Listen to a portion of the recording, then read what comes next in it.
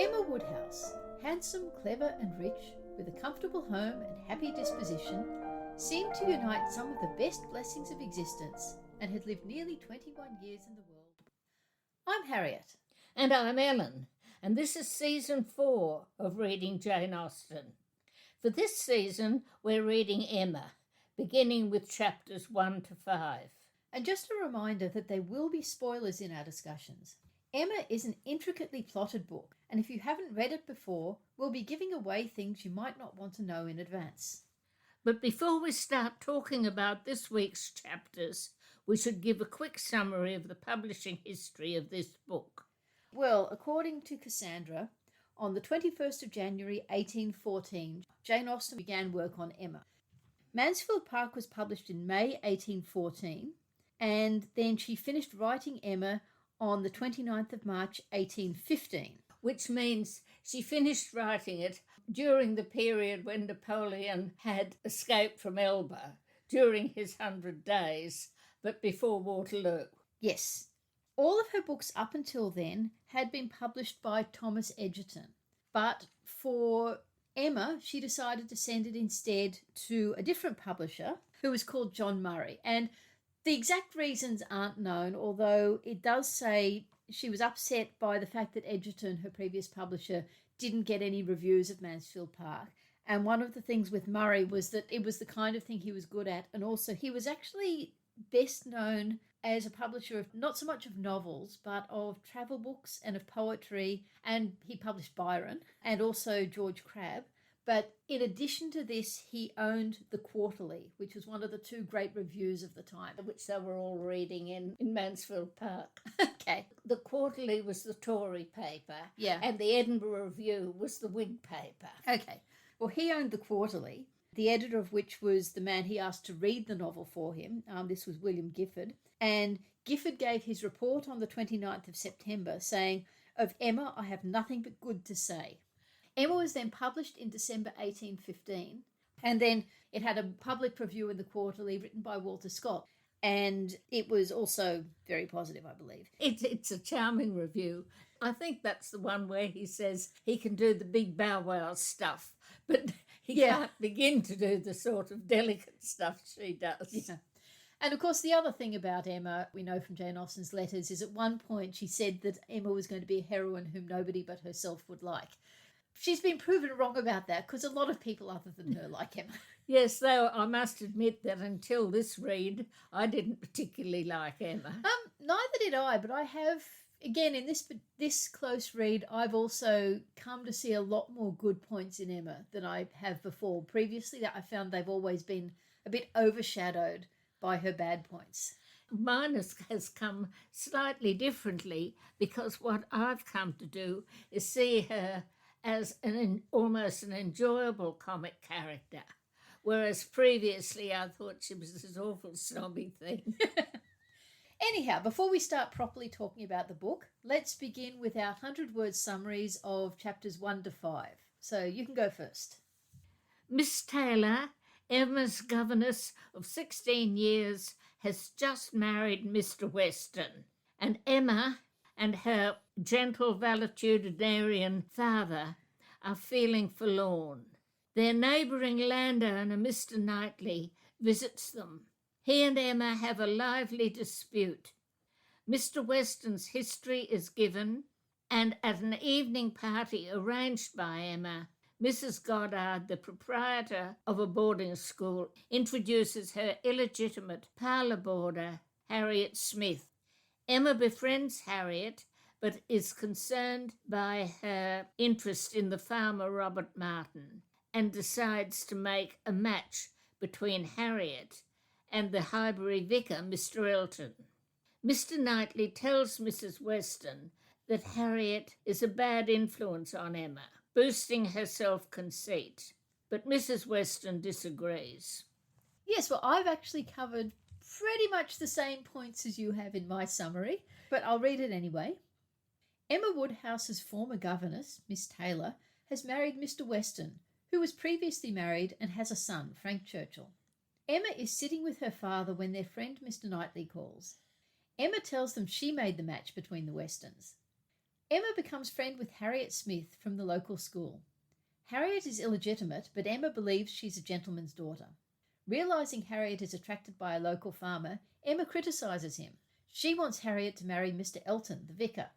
Mr. Knightley and Mrs. Weston talk about Emma's friendship with Harriet. She approves of it and he doesn't.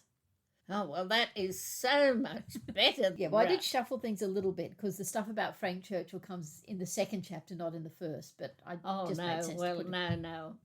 This is the first of her books that starts with the heroine, front and centre right from the beginning. But on the other hand, it also gives you all the backstory you're going to need. Go back to what we were saying at Mansfield Park. With these novels that Jane Austen has written from the beginning are so different at the beginning from the muddle she got into, particularly with Sense and Sensibility. Whereas what we've got in this book, the first 3 chapters, is this wonderful introduction. In the first place, every single character who is in Highbury at that time, I think except probably Mr. Cox and Mr. Cole, is introduced. They come in and we know who they are. There's not a sense of anything being pulled in. You know, so she's created the whole of Highbury in 3 chapters. But then also, you know, since the book is made up of one overarching marriage plot and a whole lot of mystery plots, or they're mysteries to Emma anyway, and we go along with Emma. Well, all those are also introduced. Right in the first chapter, we have Mr. Elton mentioned, and Emma is going to find a wife for Mr. Elton. Yeah. And that's how that chapter ends. Yeah. Which is a hint of what's coming. But then, you know, another thing that she does, and this is what keeps this from being just an information dump. She tells you a little bit about it, and then she introduces something about Mr. Woodhouse. Chapter 1 is entirely about the household, about Emma and Mr. Knightley and Mr. Woodhouse. And then chapter 2, there's the background to Mr. Weston and everything set up for what's going to be the Frank Churchill plot. And then we suddenly get a sort of charming bit with Mr. Woodhouse and the wedding cake. Yeah. Then chapter 3, we're moving on to the second set of people from Highbury. And then we have the charming one about how he wants them to have nice things to eat, but how he tries to stop them eating them. And so you've got that wonderful creation which just flows as narrative. But actually, though, it's the sort of the planting of stuff that I find fascinating. And it's not really till the end of chapter 3 that we start moving into the first of these, do we call them little mystery stories? Do we call them Emma's blunders? Anyway, into the first of them, with Harriet being introduced. And then we're on our way. The other thing I get with Emma, different from the earlier ones, is there's so much more about the village, because Highbury, as far as I can tell, it must be smaller than Meryton because it doesn't have assemblies, but it's probably bigger than the village in Mansfield Park because we learn so much about so many people in this village in a way we just don't in the others, and it just kept reminding me of Elizabeth Gaskell and Wives and Daughters, and also probably Cranford, although I'm much less familiar with Cranford. Oh, no, even more Cranford. Well, the whole Miss Bates and Mrs. Goddard thing is what Cranford's like. Yeah. But, you know, this is the only one of her completed works that has this whole village picture. You're probably getting it a bit in Sanditon, but it's a very different kind of community. Yes. But this is, she said in one of her letters to her niece about writing about 3 or 4 families in a country village. Yes. This is really the only one where she does write about 3 or 4 families in a country village. It gets close to that with Mansfield Park has got a contained cast. Well, it's got 2 families in a village. 3 if you count Mrs. Norris. But the village really plays such a more important part in this than in the others. And that was why when I started reading it this time and reading it really carefully, I started to try and make a map of all the houses in Highbury. And then I thought, this is ridiculous. Someone else must have done that. So I went on the internet and I found a Jasna article by Penny Gay from the University of Sydney, and it had a map of Highbury that she had done in the mid-1980s for her students. And all I can say is she must have done it a year or two after I did her Jane Austen course at Sydney Uni, because I'm sure I didn't get this map. And it's a lovely map, and I will put a link to it in the show notes. Oh, look, I'm completely convinced by that map. And it's in my mind now. And, you know, when they say, oh, they went to Witchell's farm, oh, yeah, that was there. Yeah. Mrs. Goddard's was round there. Yeah. She's taken bits from the book and she's looked at sort of what houses they pass on the way from point A to point B. And when you look at the map, you do realise, even more from reading the book, just how many families in the village you know of. Compared to Meryton, all you really know is Aunt Phillips. And Mrs. Long. Yeah. As I said, this is so much more of a village picture than we've had in any of the others. And some of the village people we learn more of, some of them we learn less of, but we learn so much about what's there. There has been a sort of commercial group have been living there. I mean, the Coles have been there a while, the Westons have been there a while. Though Mr. Weston seems to be the only one left. You know, so you get these really handsome houses like the ones that Mr. Perry lives in, Mr. Cox. You know, you've got professional men, professional families living in some of them. Yeah. And obviously you've got other ones like the shops which let out. Mrs. and Miss Bates are living in rooms above a shop. But that's the other thing I was a bit confused about. It says that the village of Highbury is part of the Donwell estate. I'm assuming everyone in Highbury village is paying rent to Mr. Knightley? No, well, the picture I came to with this was that you've got the Donwell estate, which has belonged to the Knightleys or to somebody they bought it from, but that over the years they want a bit of spare cash, so they'll sell this bit to that person, they'll sell that bit to this person. And so that's where their liquid cash can come from. And so, you know, you get people like whoever the ancestors of the Woodhouses were, did they move in with, say, their money, buy themselves a lovely piece of land, but didn't bother to buy a farm that went with it? Yes, because it does say that the landed property of Hartfield is inconsiderable, so their money comes from elsewhere. And we don't know what. Yeah, so Hartfield is part of Highbury, but on the edge because it's described as a notch in the Donwell Abbey estate. And then we've got another notch in the Donwell Abbey estate, which is Randall's. Yeah, a little estate adjoining Highbury. And yet Randall's originally probably was part of Donwell Abbey, going back to pre-1500 was Donwell Abbey. Yeah. So then the main thing that happens in chapter 1 is that Mr. Knightley turns up having walked from Donwell Abbey, which is probably quite a hike, to be honest. Yes. Because Donwell Abbey is a mile outside Highbury. But I love this picture of Emma congratulating herself that she made the match. For Mr. Knightley saying, well, you didn't really. You just thought it would be a good idea. You didn't actually do anything. Yes.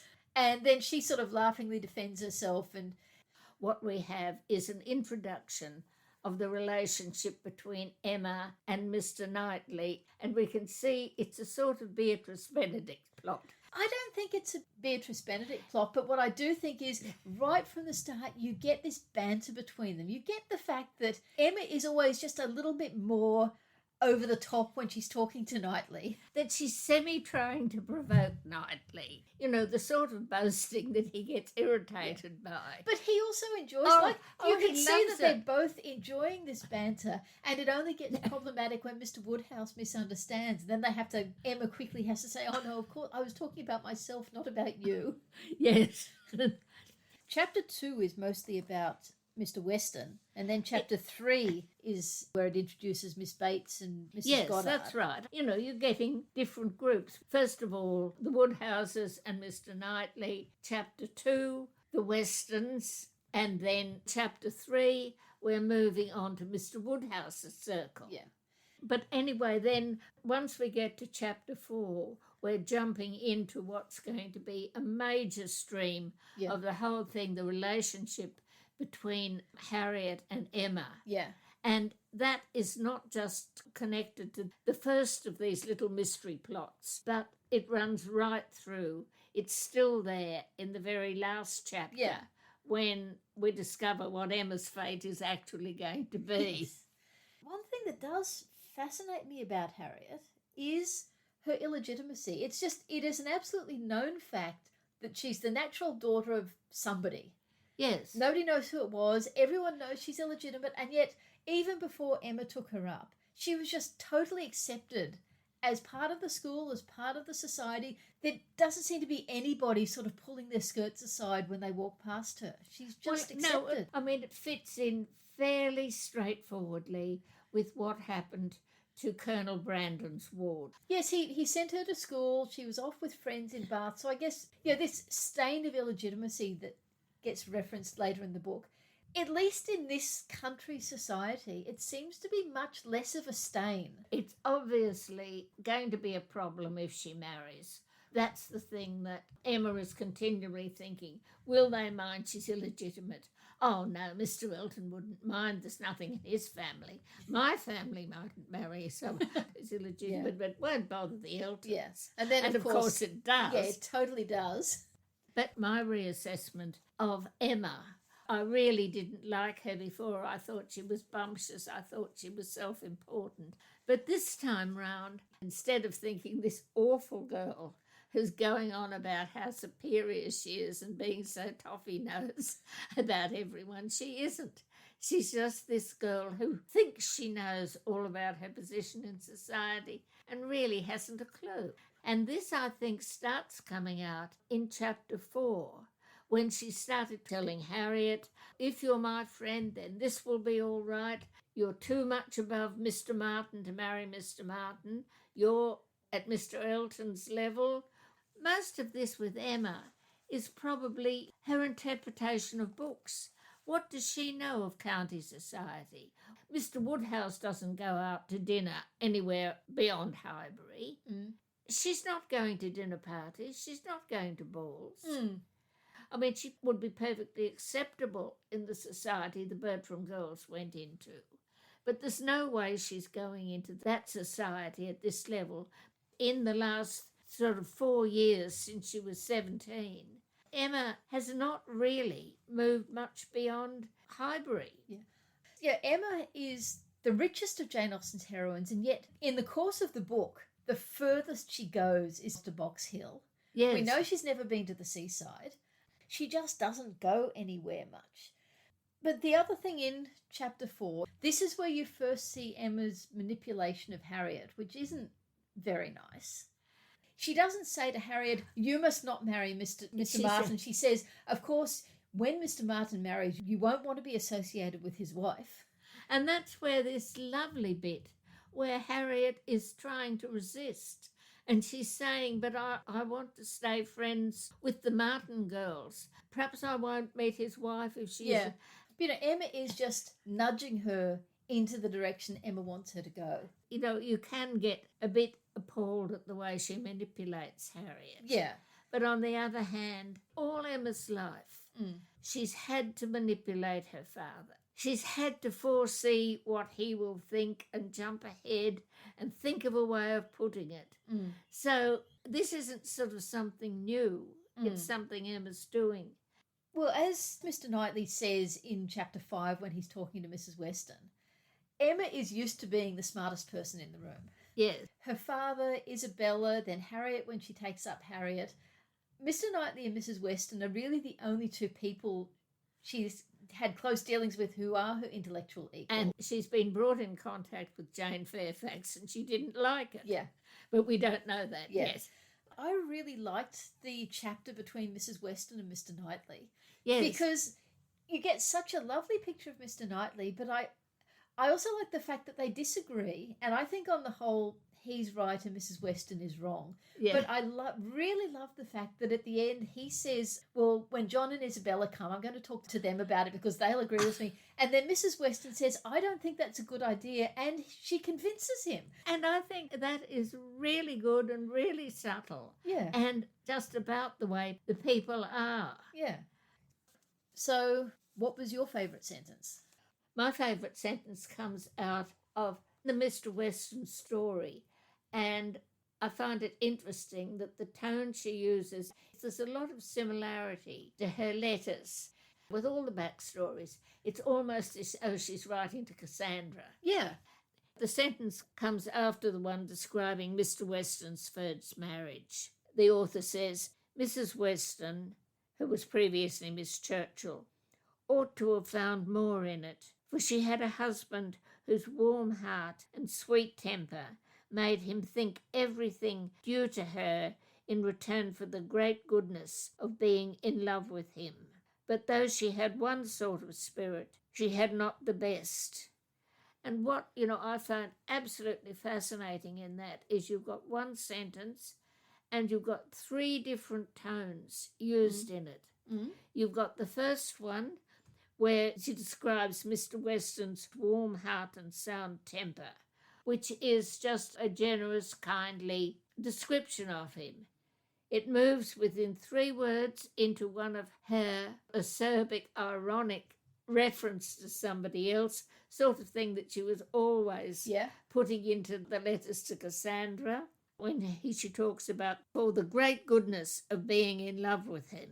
And then it moves on to something that is just straightforward censoriousness. Though she had one sort of spirit, she had not the best. I mean, we don't look at her sentences very often like that, but for some reason this one jumped out at me. Anyway, yours. Well, mine is, there was a strange rumour in Highbury of all the little Perrys being seen with a slice of Mrs. Weston's wedding cake in their hands, but Mr. Woodhouse would never believe it. And I think this actually gives you such a lovely picture of Mr. Perry, who, until John Mullen pointed it out, I hadn't realised Mr. Perry never actually speaks in the entire book. Everything we know about Mr. Perry is filtered through Mr. Woodhouse. But this is, right near the start of the book, this is where we learn that the Mr. Perry we see through Mr. Woodhouse's eyes is not actually the real Mr. Perry. And when she says there was a strange rumour, you know that she doesn't think it was a strange rumour. Mr. Woodhouse thinks it's a strange rumour and he doesn't believe in it.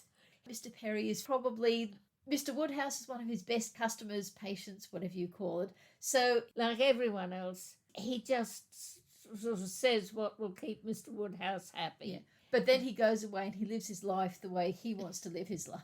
Yes.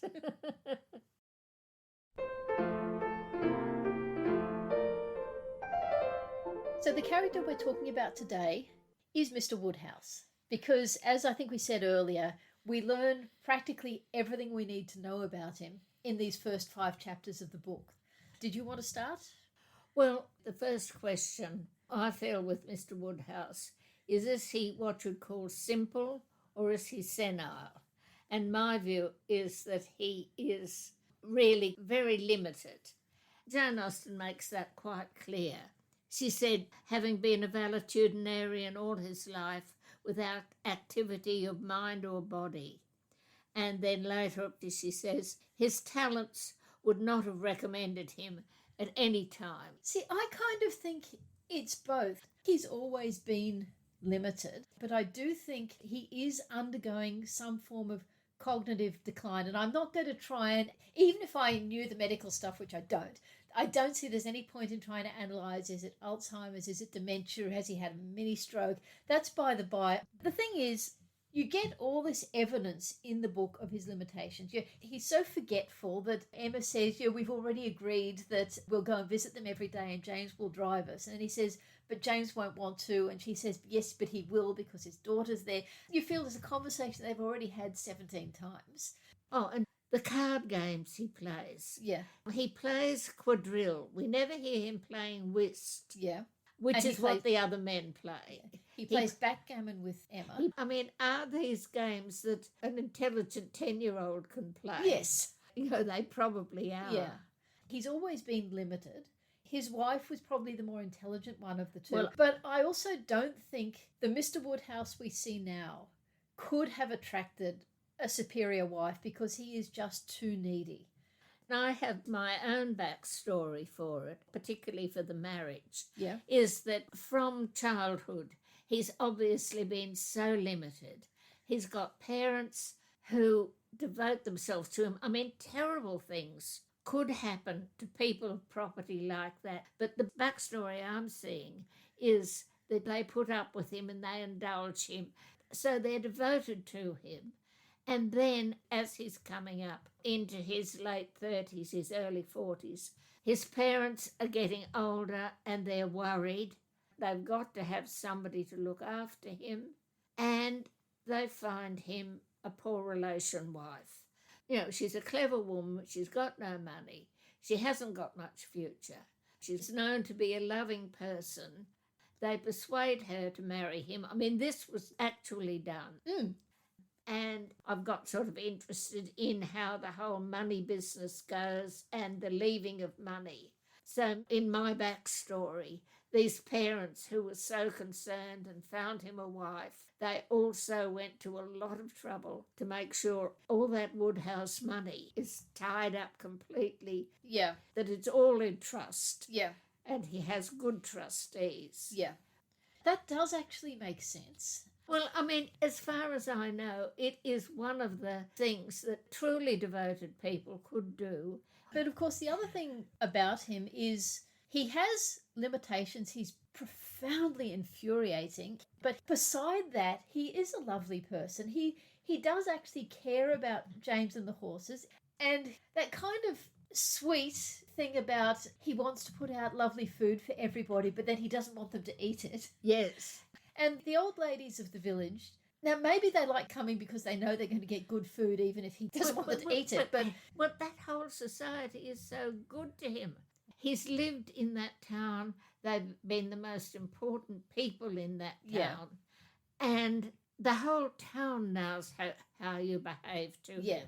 I mean, that's one of the fascinating things with Frank Churchill, is that he tries to buy into that and gets it wrong. Yeah. You know, when he's saying, oh, somebody could go and open a window behind the...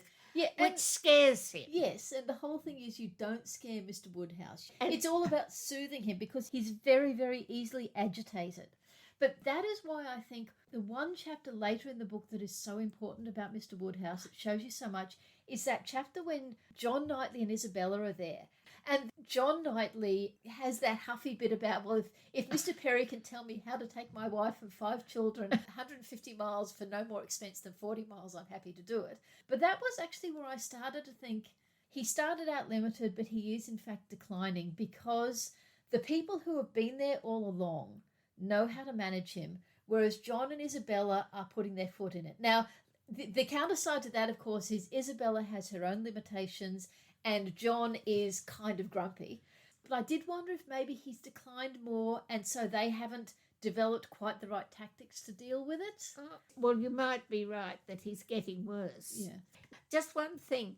How do you compare his intelligence with Mr. Rushworth's? That is a good question. There's probably not a huge amount of difference in intelligence, but in personality. Mr. Rushworth has a pettiness about him, whereas Mr. Woodhouse has a gentleness and kindness about him. But again, with Mr. Rushworth, we've got a protective mother, though, you know, she's probably in denial. Yeah. I was actually doing some Googling about Mr. Woodhouse and cognitive decline, and I actually found a few articles. They are all taking the view that he is undergoing progressive decline, that this is a newer thing. But a thing that they all raise, which I hadn't really thought much about, is the effect that it has on Emma and how we see it, her managing it and what it says about her. I think everything they say in these articles applies regardless of whether you think he was always like this or it's a recent thing. Whether you think it's been going on 40 or 50 years or whether it's something that Emma has had to learn in the last 10 years or so. Yeah. So the first one I found, this is from 1995. It's in Psychiatric Bulletin by Jean Harris Hendricks, and it's called Mental Health by Jane Austen. It's quite a short article. It comments that the lives of relatives are constrained in ways in which they do not recognise. Emma is held to her home by her father's anxiety, a leash which prevents her from being away for more than 2 hours at a time, which of course is a reference to a line in the book. But it also talks about how from Jane Austen, we learn what researchers on psychiatric care tell us today. A pleasant and congenial environment, large or small in scale, requires skill and knowledge. So it's talking about the importance of caregiving for people who struggle. If one thinks about it, probably that was part really what Miss Taylor was expected to do, as well as Yeah. educate the two girls, to educate them in the care of their father. Now, the next article I found, which is from 2009, and it's by Margaret Morganroth Gullett, or Gullett. I'm honestly not sure how you pronounce her name. And it's called Annals of Caregiving. Does Emma Woodhouse's father suffer from dementia? And it has dementia in inverted commas. And like I said, I'm reluctant to try and start putting modern medical labels on his condition. But be that as it may, I do think she makes some really good points in this article. And the one that really, really struck me is where she says, perhaps the most significant marker of his condition can be deduced not from his behaviour or speech, but from hers. Emma's kind and adroit treatment of her father's obsessive preoccupations is an almost unnoticed but immensely important aspect of the novel. And I think that is so true. Actually, I haven't really noticed it properly, how good Emma is. That has changed my view of Emma. I didn't like the way she was going on, and she seemed so conceited. And now you feel, look, after what she does for her father, you could almost forgive her all the sort of silliness and conceit. You can really feel it's relief to a girl who's giving up so much for her father. Now, the third article is from 2015, published in the New York Times, and it's called Jane Austen's Guide to Alzheimer's. Again, putting a label I'm not entirely comfortable with, by Carol J. Adams. And again, I'm just going to read out a couple of quotes that really struck me as highlighting things I hadn't thought of before. She says, the novel asserts that Emma had little to distress or vex her, yet describes many distressing and vexing events. Emma is parenting her parent and has been doing so for quite some time. And then she says, Emma is one huge paean to caregiving, depicting its hardships, demands, and frustrations. Emma's apparent freedom consists instead of constrained activities and parcelled out time. Mr. Woodhouse is always at home waiting for her. In one survey, a third of caregivers reported being responsible around the clock for someone with Alzheimer's. Like Emma, they are lucky if they have 2 hours to get out. She has to nip back from various places to check on him, and you almost start to wonder at what Miss Taylor felt she was doing in leaving Emma to all this. They used to be able to share the care of Mr. Woodhouse. I think Miss Taylor has to feel that Emma is now an adult and Miss Taylor is entitled to step away and have her own life, and she hasn't stepped very far. No. The last of these articles is from 2016, written by Dr. Cheryl Kinney. It's called Mr. Woodhouse and What Matters in the End. And it does point out there are so many instances of Emma manipulating the environment for the comfort of her father, and they are arranged so cleverly in the story that we barely notice them as claims on Emma. And I think that's true. I kind of thought there were two ways you could view Mr. Woodhouse. One of them is to look at his good points, his kindness, his gentleness, and to be indulgent of his limitations. In Talking of Jane Austen, G.B. Stern has a chapter on what she calls chumps, people who are usually a little vague, ingenuous, deeply earnest in their statements, and deeply honest. Chumps do no harm. And she has Mr. Woodhouse as her favourite chump.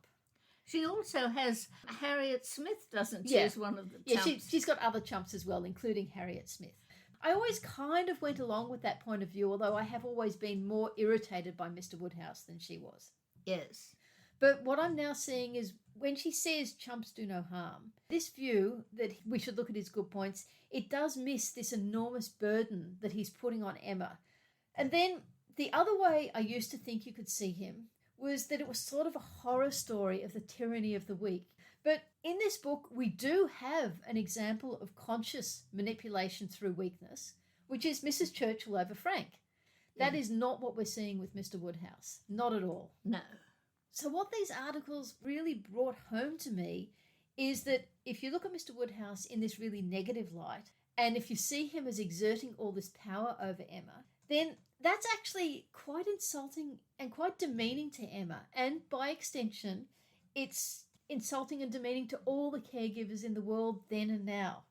Because I've come to agree with all these articles, and I think the novel really is positioning Emma as a caregiver. And as Margaret Gillette says, it's a paean to caregivers. It's showing all the difficulties and the limitations that looking after her father is putting on Emma.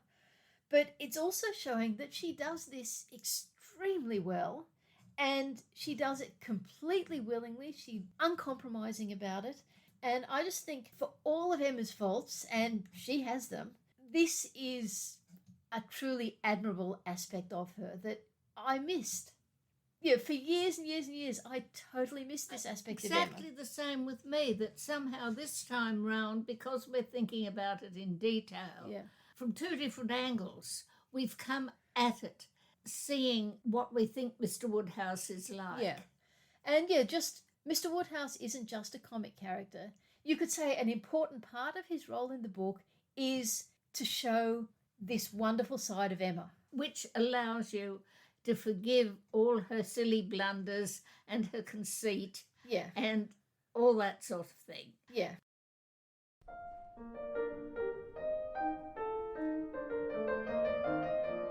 Well, I started off planning in the historical section to talk about boarding schools and Harriet Smith, but I found that I needed to take a sideways bulge at one point to cover what education meant to girls like Emma. Mm. But to begin with the boarding schools. When we were discussing Sense and Sensibility and Pride and Prejudice, we discovered that Jane Austen doesn't think much of some of their products. Now, in the first chapter of Emma, Jane Austen outlines what she dislikes about them by telling us what Mrs. Goddard's school was not, as well as what it was. Mm. What Jane Austen writes is, Mrs. Goddard was the mistress of a school, not of a seminary or an establishment or anything which professed in long sentences of refined nonsense to combine liberal acquirements with elegant morality upon new principles and new systems, and where young ladies for enormous pay might be screwed out of health and into vanity, but a real, honest, old-fashioned boarding school where a reasonable quantity of accomplishments was sold at a reasonable price. Jane Austen, it seems, is pro Mrs. Goddard and anti the more expensive schools. She was not alone in this view. I've mentioned before that in 1801, Jane Austen's fellow novelist Maria Edgeworth had given her views on girls' boarding schools. And in her tale, The Good French Governess, she tells us how Mrs. Fanshawe, a card-paying lady, had placed her daughter at a boarding school in London, the expense of which was its chief recommendation. Miss Fanshawe had learnt to speak French passably, to read a little Italian, to draw a little, to play tolerably well upon the pianoforte, and to dance as well as many other young ladies. She had been sedulously taught a sovereign contempt for whatever was called vulgar at the school where she was educated. But as she was profoundly ignorant of everything but the routine of that school, she had no precise idea of propriety. She only knew what was thought vulgar or genteel at Saxbury House, and the authority of Mrs. Saxbury, for that was the name of her schoolmistress, she quoted as incontrovertible upon all occasions. That sounds exactly like what you were saying about Lady Middleton. Yes, a memory of that must have been at the back of my mind when we were talking about that. Yeah. Anyway, though Jane Austen and Maria Edgeworth have this low opinion of boarding schools, there are modern researchers who see this as unfair. Marjorie Theobald, in her book Knowing Women, has argued that not all boarding schools were as frivolous and narrow as these two novelists suggested. The regime being satirised here, she argues, was a watered-down version of what was provided in the really expensive seminaries of London, Bath and Brighton, the ones patronised by the nobility and the upper gentry. There were plenty of teenage girls in cultivated families who, like the Dashwood sisters wanted to develop their skills in the arts, or like the Bingley sisters were keen on modern languages and who wanted better teaching than their governesses could give. The parents of the girls who wanted this sort of extra education might find a master in a nearby town who'd visit them regularly in their homes, and there were many men who made their living in this way, but they were not necessarily very good at the art they were teaching.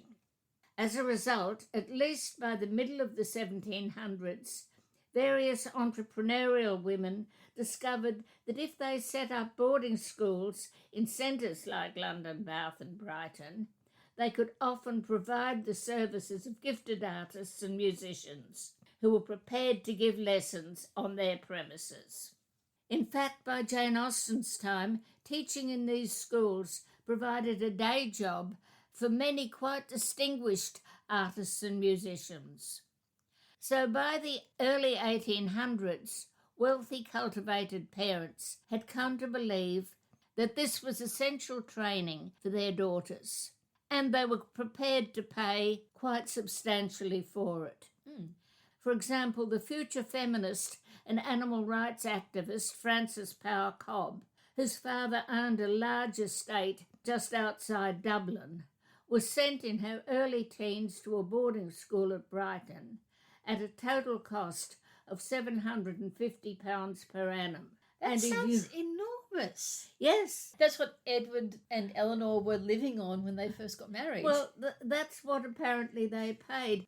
Much of this sort of money went on paying the masters for their services. But the mistresses of these schools also offered a basic service, what was called an English education. This was a girl's education to be contrasted with the boys' classical education. And this, Marjorie Theobald suggests, was certainly not confined to the seminaries.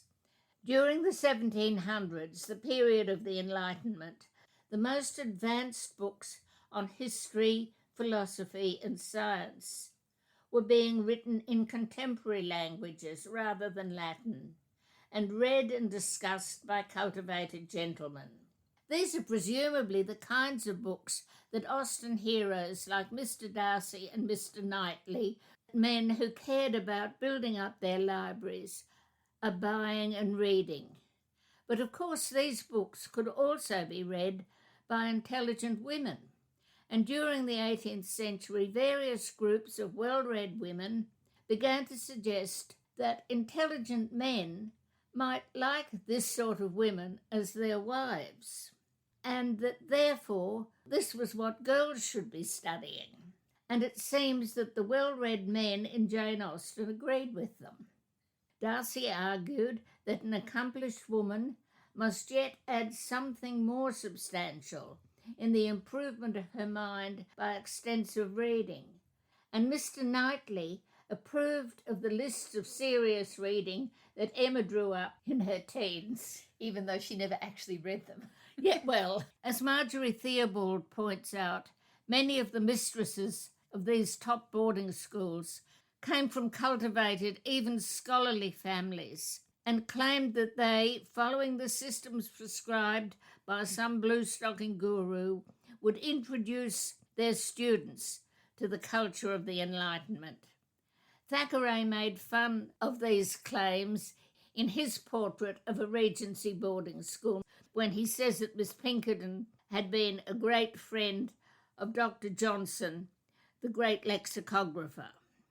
And Jane Austen's references to how they professed to teach on these new principles and systems was another reference to this practice.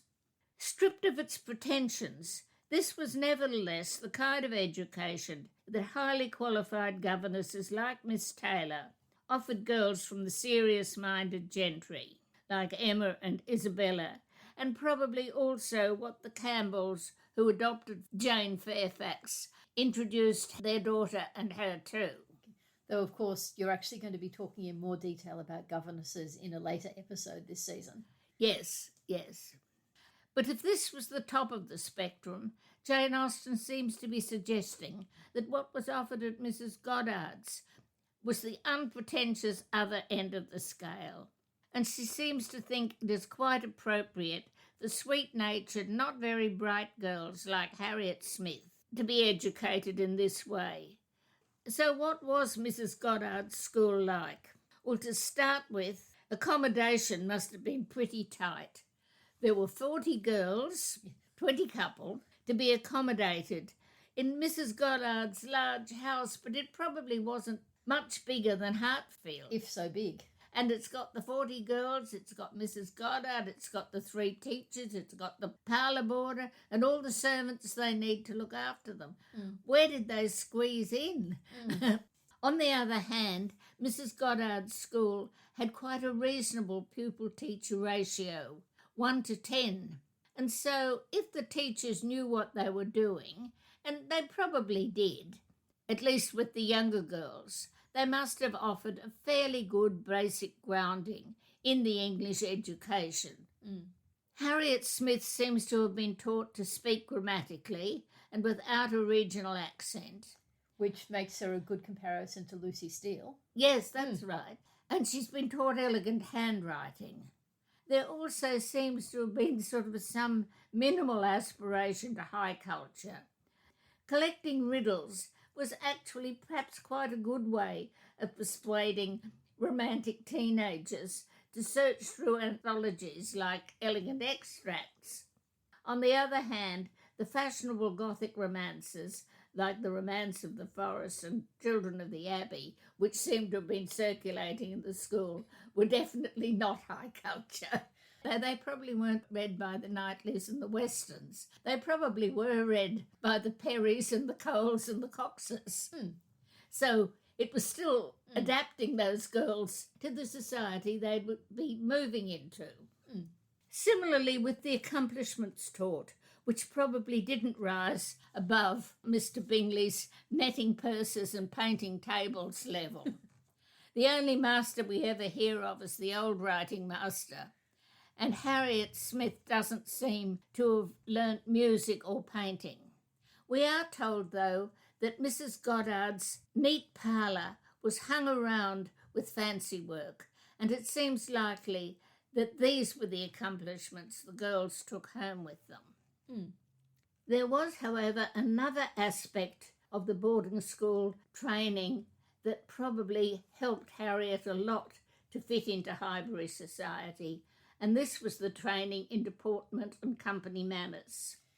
According to Maria Edgeworth, it was impossible not to perceive that Miss Fanshawe, that's her boarding school girl, that Miss Fanshawe's whole soul was intent upon her manner of holding her head and placing her elbows as she came into the room. Her person had undergone all the ordinary and extraordinary tortures of backboards, collars, stocks, dumbbells, etc. And quite likely these were exactly what the teachers at Mrs. Goddard's could train the girls in.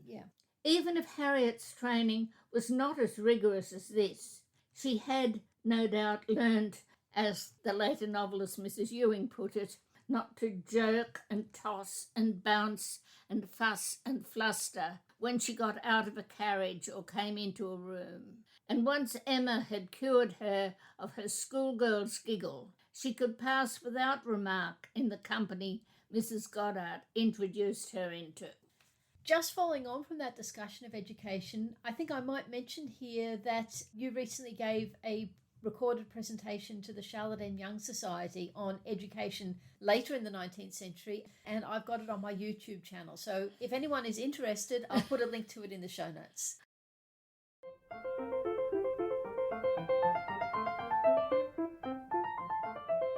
So for the pop culture section, I'm just going to start by giving an overview of all the pop culture versions of Emma. With all of the books, there have been adaptations of them done on film pre-1970, mostly for television, but most of these have been lost. But since 1970, there have been more adaptations of Emma than any other Jane Austen novel. What, even more than Pride and Prejudice? Yes. Since 1970, there have actually been 5 productions of Emma. There was one in 1972, a BBC 6 episodes starring Doran Godwin and John Carson. Nothing in the 80s, unusually. every other Jane Austen, the BBC did one in the 1980s, but not Emma. But then in mid-1990s, which was suddenly a big boom because there was the 1995 Pride and Prejudice, there was a Sense and Sensibility the same year, there was a Persuasion the same year. In 1996, there were actually 2 adaptations of Emma. There was a Miramax cinema release starring Gwyneth Paltrow and Jeremy Northam, and then there was also an ITV telemovie starring Kate Beckinsale and Mark Strong. Then in 2009, there was another BBC production, this time 4 episodes, starring Romola Garai and Johnny Lee Miller. And then much more recently, in 2020, there was a big budget production starring Anya Taylor-Joy and Johnny Flynn. So, as I said, 5 adaptations of the book, which is more than any other Jane Austen. As well as these adaptations, there have been some modernisations, and the absolute most well-known and beloved of the modernisations was the 1995 film Clueless, which sets it in a high school. It actually may have been the first, but was certainly the most high profile of a series of 1990s high school movies based on classic literature. It became a thing. Right. So Clueless came out 1 year before the 2 1996 adaptations. Then in 2010, there was a Bollywood movie called Aisha, which I haven't seen, starring Sonam Kapoor and Abhay Dale. And then while all of the others have had a web series version, Yes. Emma has actually had 2 web series versions. All right. In 2013, there was Emma Approved, which was done by the same group that had done the Lizzie Bennet Diaries and even had some crossover. Yes. And then in 2017, there was one called the Emma Agenda. On top of that, of course, there have been book modernisations. There have been many of them.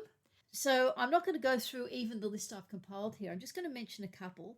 First of all, I've talked before about the Austen Project, where they got big-name existing authors Yes. to do modern versions. They didn't do one of Mansfield Park, but they have done one of Emma by Alexander McCall Smith, who wrote the #1 Ladies Detective Agency. Yes.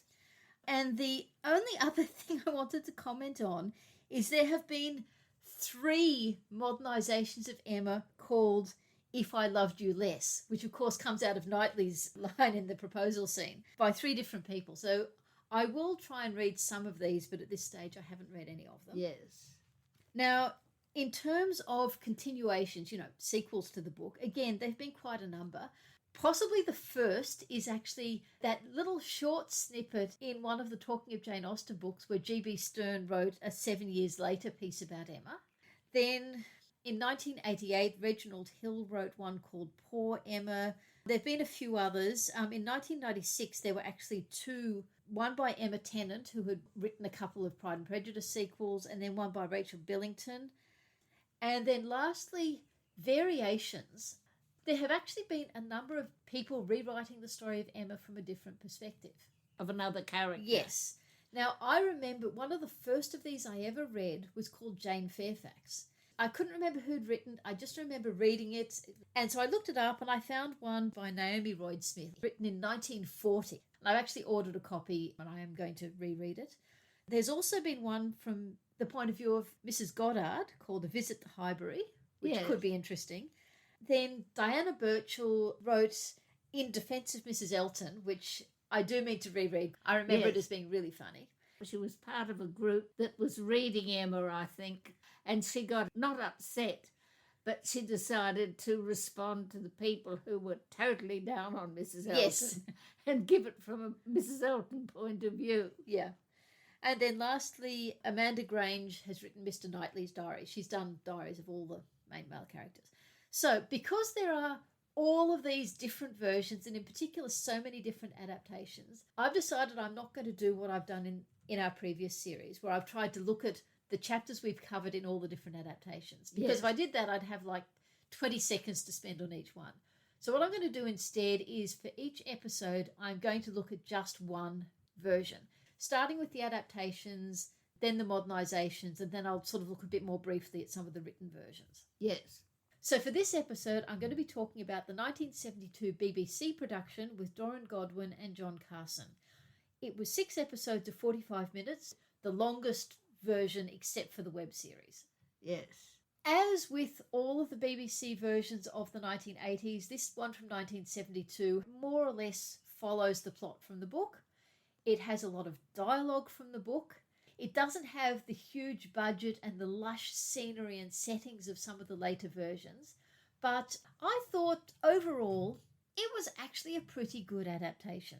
The actress who played Emma, Doreen Godwin, she was 22 years old, so she's pretty close to the right age. Unfortunately, John Carson, who played Mr. Knightley, was 45, so he was rather too old.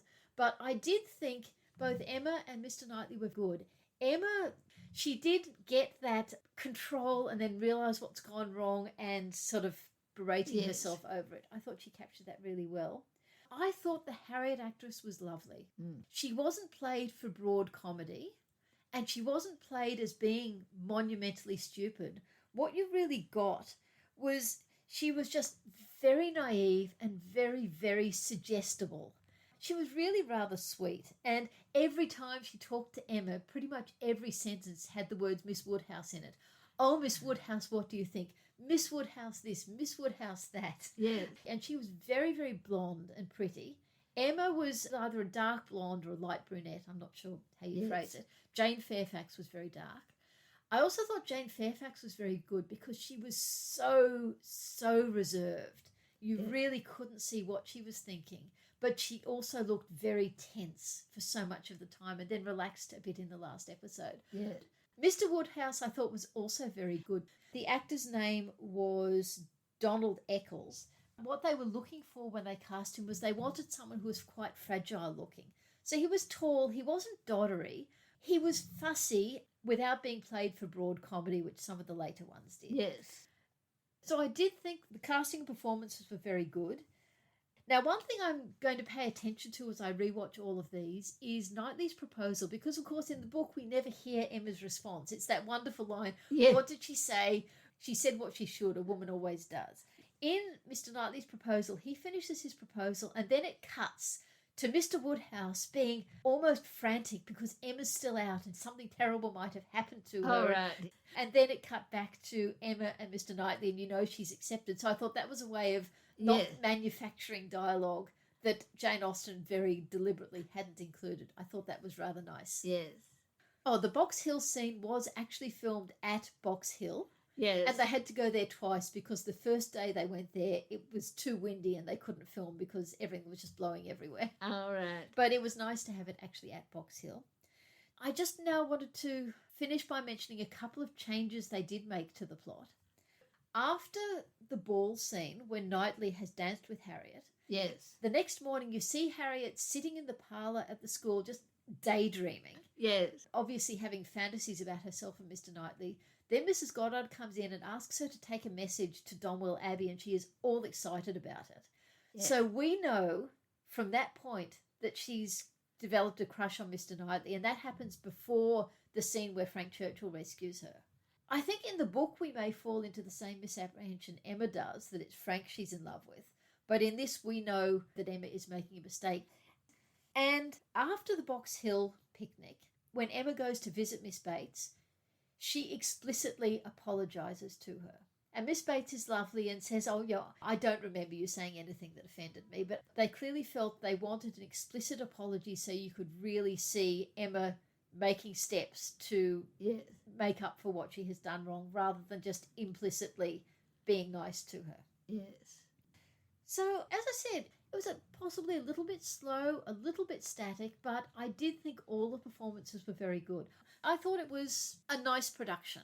I suppose one thing they didn't do that some of the later productions did, and I mentioned this already, is they didn't go for broad comedy.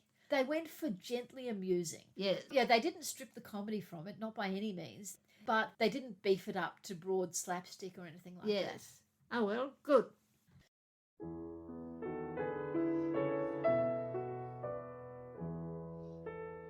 You've been listening to the Reading Jane Austen podcast with me, Harriet. And me, Ellen. In our next episode, we'll be looking at chapters 6 to 10 of Emma. The structure of this podcast was inspired by Harry Potter and the Sacred Text. Our music is Creative Commons performances of pieces Jane Austen might have listened to. You can find us on Facebook at Reading Jane Austen and our website, readingjaneausten.com. You can email us at readingjaneausten.com or rate and review us in your podcast app. We hope you'll join us next time.